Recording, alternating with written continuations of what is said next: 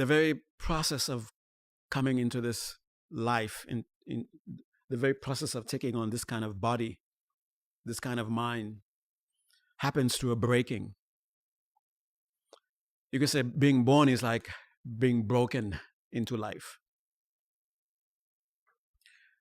There you are, you spent 9 months in darkness, actually 10 months probably, if you consider. Spent all these months in complete darkness, being suspended. And all of a sudden, the trauma of being born takes place.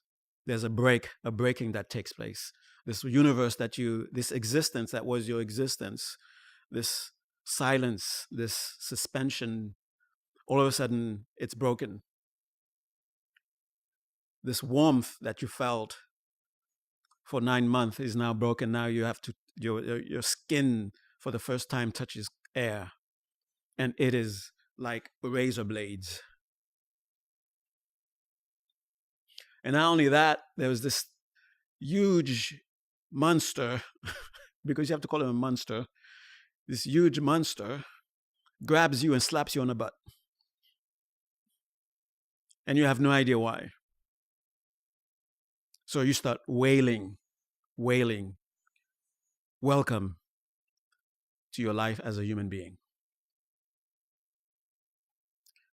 And these monsters are holding you, passing you around, forgetting that you were in suspension. You're experiencing a sense of disequilibrium. For the first time, probably you're shocked with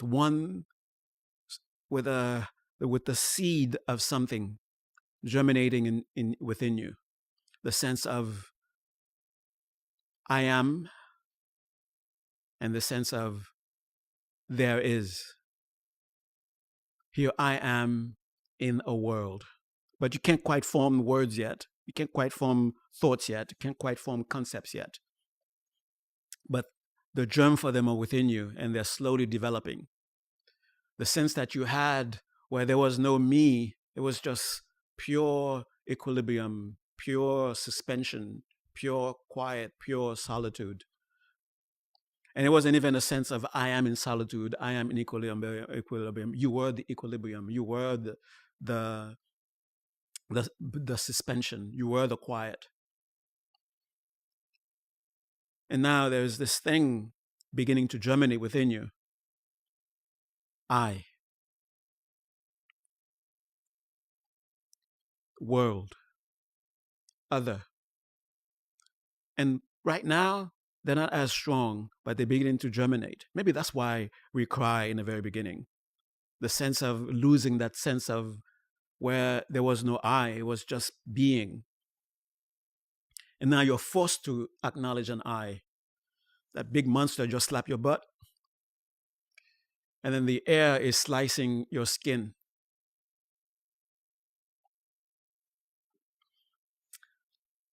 And for the first time, you're experiencing something called separation. You're beginning to experience it.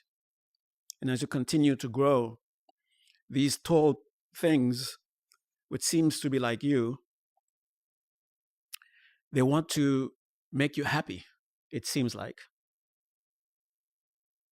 But there's something within you that that takes this with a bit of suspicion. Because you notice that they're not happy themselves. How in the world are they going to make you happy? But you can't communicate this. You can't articulate this. There's no concept in your mind yet quite that has really grasped this. But the seed of it is within you.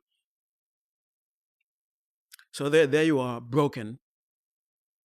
And these broken beings are trying to make you whole.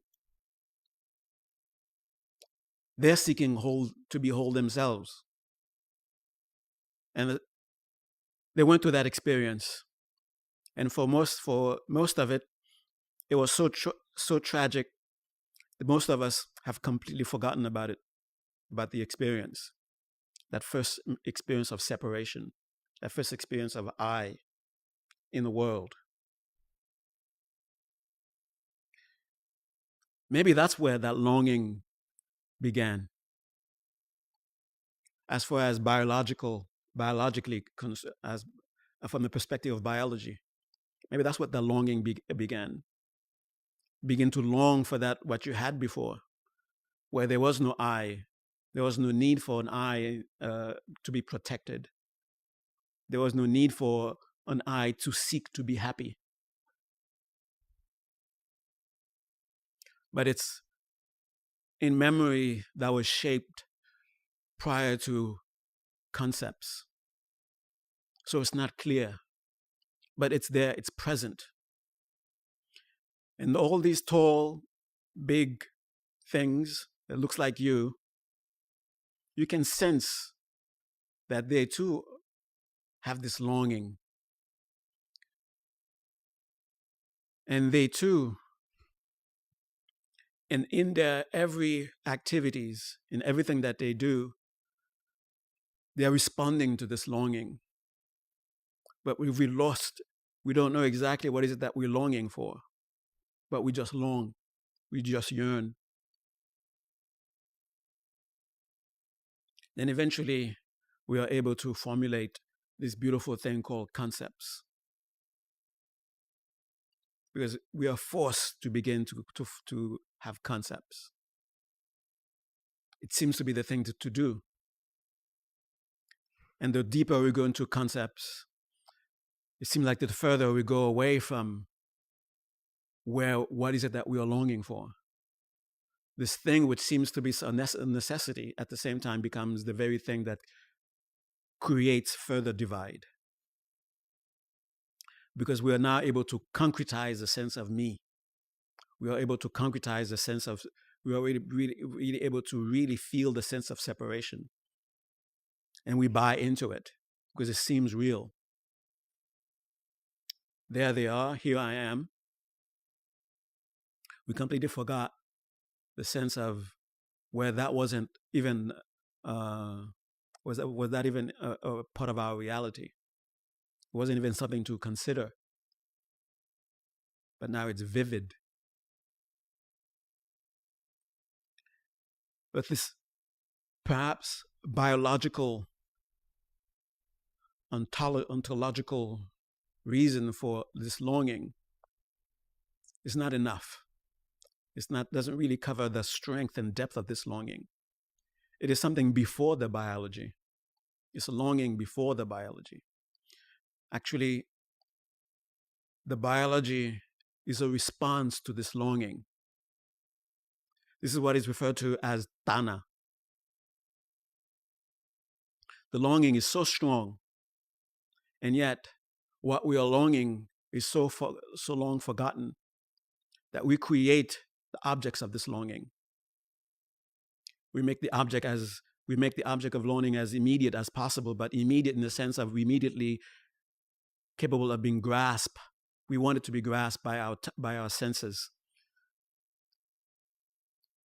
We want it to be something that we can just see and then and that's it. We are done. Something we can touch and then we are done.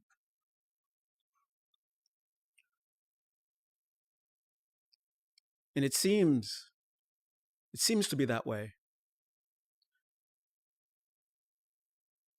And you have in this thing called the world, the outside world, many advertisements, many claims. I have found what we are longing for. I know how to get it. And we are so desperate, which is a good thing, at the same time, which is a bad thing. We are so desperate, we are willing to try everything. Because this longing for whatever is it that we are longing for is so strong. To the point that some say it is the longing that we have to get rid of. And the longing the longing takes on this duality, the duality of the world, where there is longing, which seems to be, you shouldn't long, shouldn't yearn. And there's this longing, which is, you better yearn, you better long. It is this yearning that the mystics try very hard to satiate. It is this yearning that the mystics even cultivate, even nurture. Because at some point we have to come to recognize, to acknowledge, until we know what we are yearning for, it's not going to stop. So there's no need to try to drown the yearning. There's no need to try to cover it. Because when we cover it, we discover, when we go back to it, it comes back with a vengeance.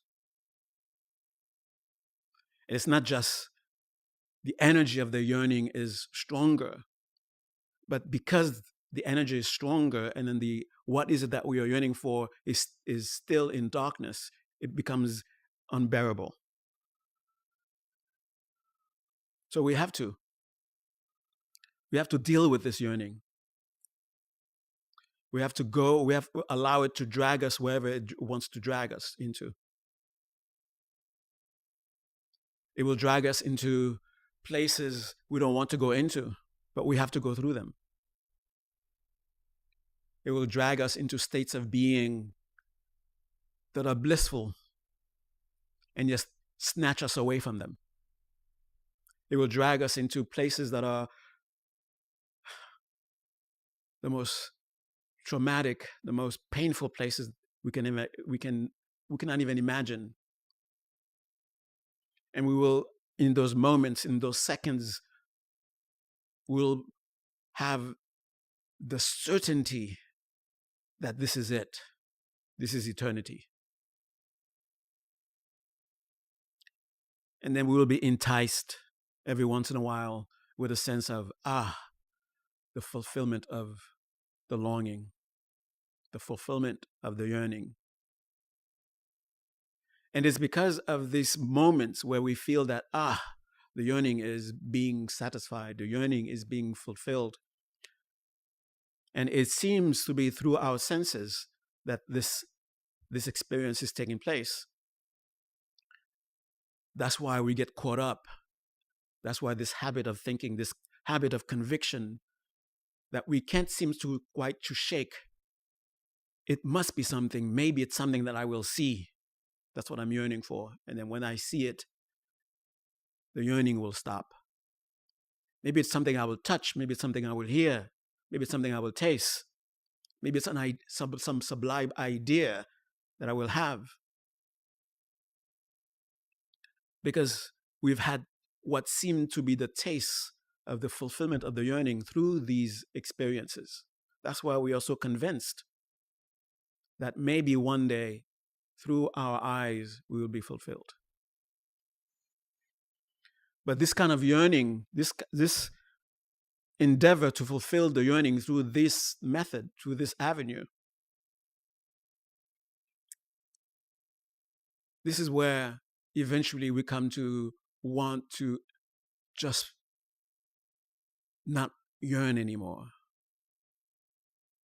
And we'll do anything to stop the yearning because we know from a deep place this hasn't fulfilled the yearning. But we don't have any other way, any other conviction as to how to fulfill, how to address this yearning. So we are caught up in this confusion where we can't deny that, yes, when I touched that, when I saw that, when I heard that, it seemed to be addressing the yearning. But at the same time, I know from experience that it was not the case. I came up short. I arrived at dissatisfaction, nonetheless. So we play this cat and mouse game with our yearning. Sometimes we acknowledge it and we let it take us where it takes us. The two paths that are open to us as far as what we do with the longing is not whether or not we should stop the longing, the yearning, like suppress it, but rather how we should live with it. How should we exist with it? That's what we have to first discover. That's what we have to first sit down and draw a conclusion about.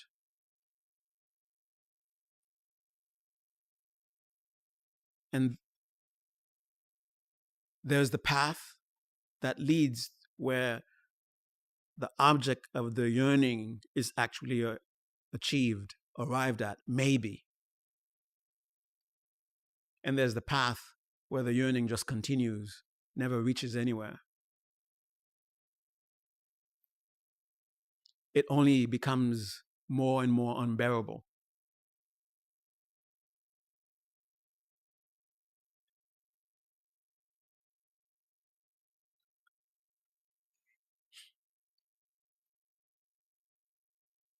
How do we arrive at dealing with this yearning in a way that is actually realistic, that is actually really taking into account what this yearning is really about? How do we get away from the fantasies that we've collected? Unfortunately, these fantasies, these pseudo fixes, the reason that we have them, we collected them, is because we are so desperate. That's why we engage in that relationship. That's why we allow that behavior from that person. That's why we behave that way. That's why our parents raised us the way they did. That's why we responded to the way our parents raised us. We are all caught up in this yearning. We are all broken, seeking to be whole. And at the same time, while broken, very courageously, very beautifully, very admirably, trying to help each other become whole. First, acknowledge we are broken. And that gives us a sense of openness. Perhaps the way to really address this yearning was given to us already. So let's be open to it to see maybe it was given. Perhaps it has not yet been given. So be open. And the real way to actually know is to listen to the yearning. The very yearning that is calling us, the very yearning that is making life, that is directing life, that is projecting life to us, that is determining the relationships that we have, how we relate, how we respond, not just to one another, but to nature, to what we see as inanimate things. This yearning, since it is so essential, we have to, the path, the way of addressing it shouldn't be something that dwells only in the realm of the abstract, something that you can only philosophize about. It must be able to be felt within the very body that we have. It must be as visceral in our minds as it is in our body. And when we feel ourselves in the muck of it, sometimes it feels like muck.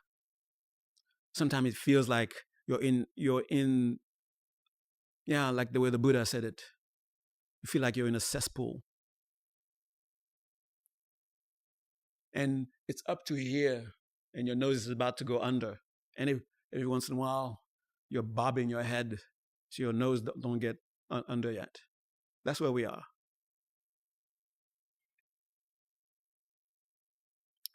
First, we have to allow ourselves to take a lay to see it, so we can see its depth, its dimension. So in trying to run away from the shit here, we only end up with the shit over there. So if we allow ourselves to look around and see we have shit all over the place, so going to that shit over there, right, is you still in shit.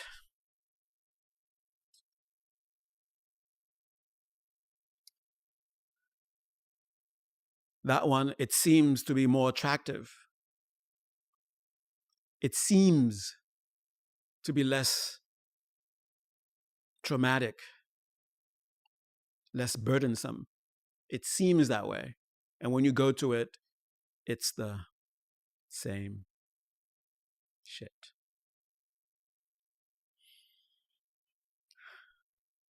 I'm starting to appreciate now why the Buddha called it a cesspool. Because if we keep denying this yearning, this longing, it doesn't make it go away. Pretending the cesspool is, I don't know, rose water in the lake of rose water, doesn't make it a lake of rose water.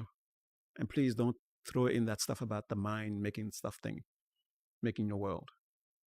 Talking about the longing, the yearning. And go back to that first moment where you were broken into birth. Are you denying that you were in a place that was completely, drastically different than the place that you find yourself into? You can't deny it. You can't deny what was there before. And you can't deny where you are right now, that you are not in that place. So pretending, while you're out in the world, while the air is slicing your skin, and the doctor doesn't keep doing it, but you did it once. You can't deny those things are happening to you. And you can't deny where you were before is completely different from where you are now. So no need to go into speculation as to where we were. No need to go into speculation as where we, if we fell. That doesn't help us where we are right now. We are in shit. Whether we fell into it, whether we were born into it, that's where we are. And there's something within us yearning for something different, yearning for wholeness. And a different thing that we are yearning for, the thing that we are yearning for is not to have the air slice your skin. It's not to have the doctor slap your butt. It's not to be in the world. That's not what you're yearning to be out of. What we are yearning for is something even much more profound than that.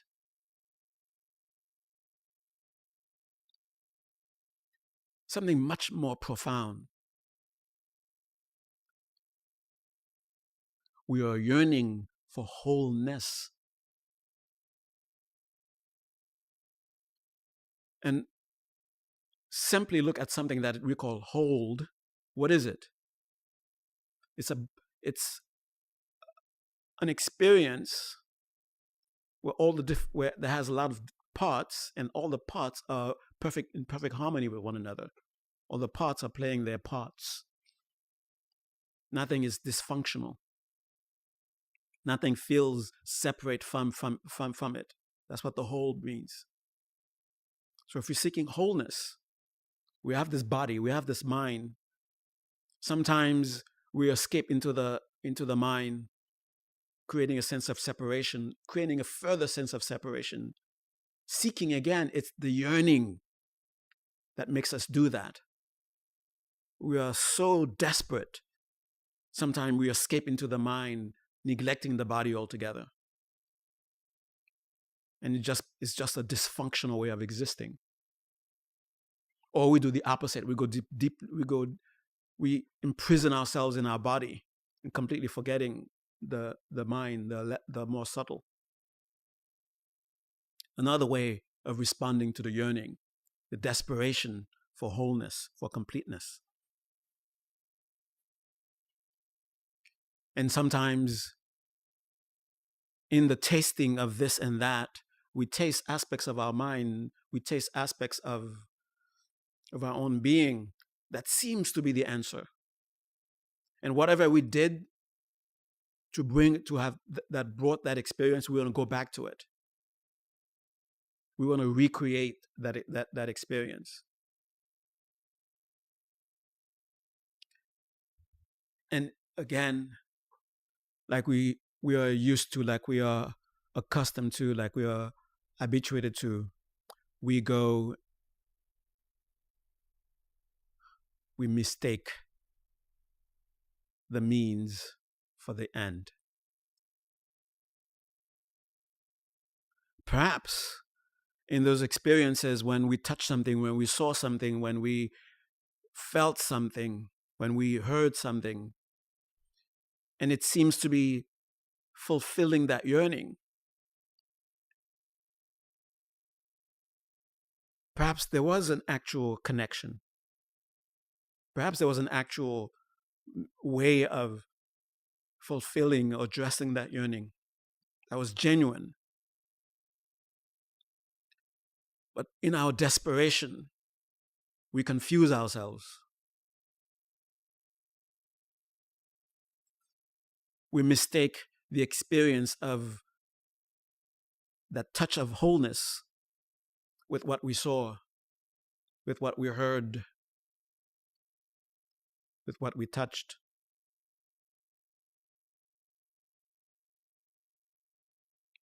And it is precisely because these things that we touch, heard, and smell and touched, it's not in their nature to fulfill this yearning. And we go back to them to do it for us again. And this time, focusing on the sight, focusing on the sound, to be the yearn, to be itself the fulfillment of that yearning. And we only disappoint ourselves.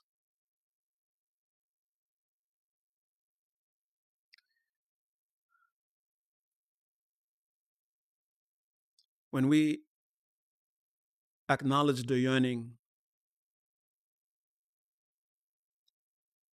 and we stay with it,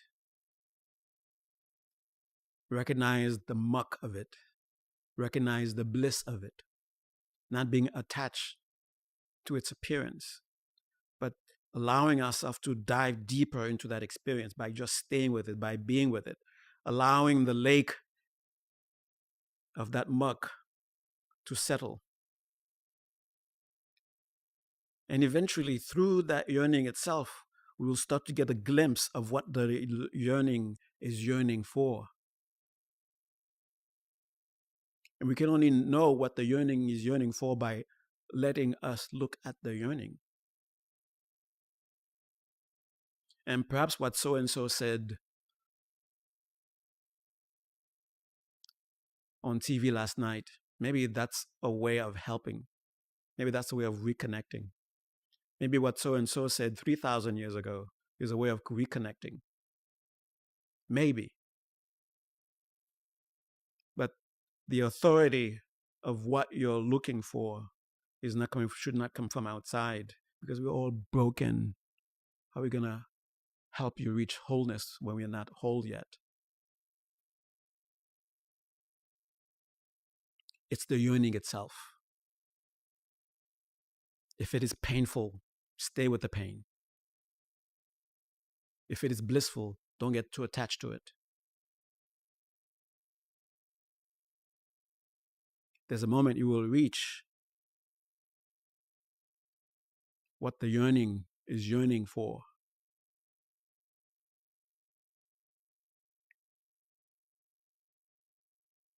And the air, instead of slicing your skin, will be just part of wholeness.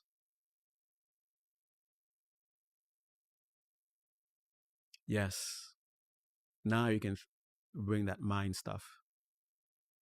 The bucket of shit will no longer be a bucket of shit. I said a bucket, not a lake. We don't have room.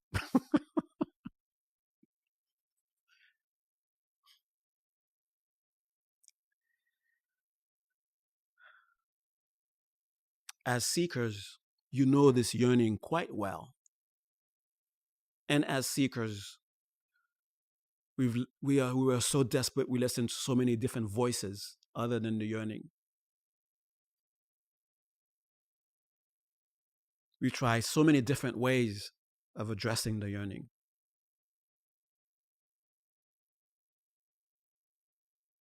At times it felt blissful responding to it. That's what kept us going. And even after it introduced us to some blissful experience, sometime after we were thrown again into an ocean of pain on a bucket. And it's those moments we start to wonder, am I crazy for listening to this yearning? Should I just drown out the call of this yearning and I'll be okay? And you know it doesn't work. You've tried it. You tried drowning the call, the yearning. Hasn't worked. And you try so many different things to drown it.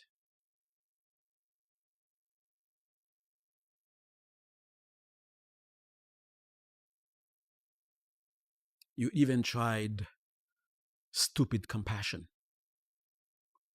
Made yourself completely blind that you're in a bucket of shit. Using the excuse of compassion for you not to see the way you are.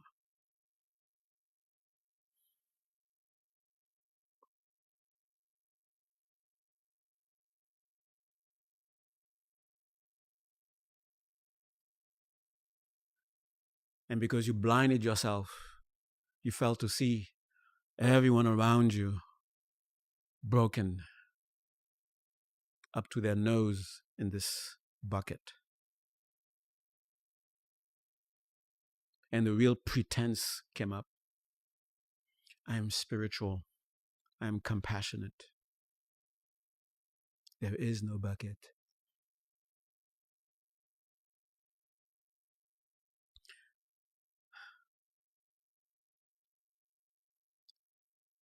If it is true that there is no beginning to our stream of lives, there is no beginning to how long we've been in this bucket, then we're going to be in this bucket for as long as we refuse to really sit with this yearning. So it can tell us what the heck it wants.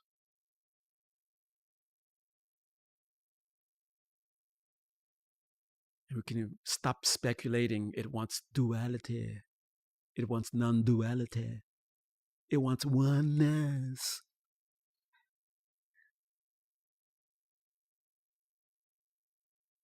Speaking a bunch of nonsense. And and why we speak this nonsense again? We are so desperate.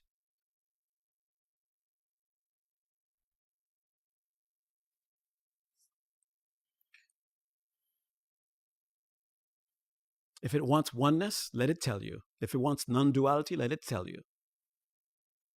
Maybe there's something even beyond all this oneness, non-duality, duality stuff that it wants. If we don't stop imposing on it what it's supposed to want, we're not going to hear it.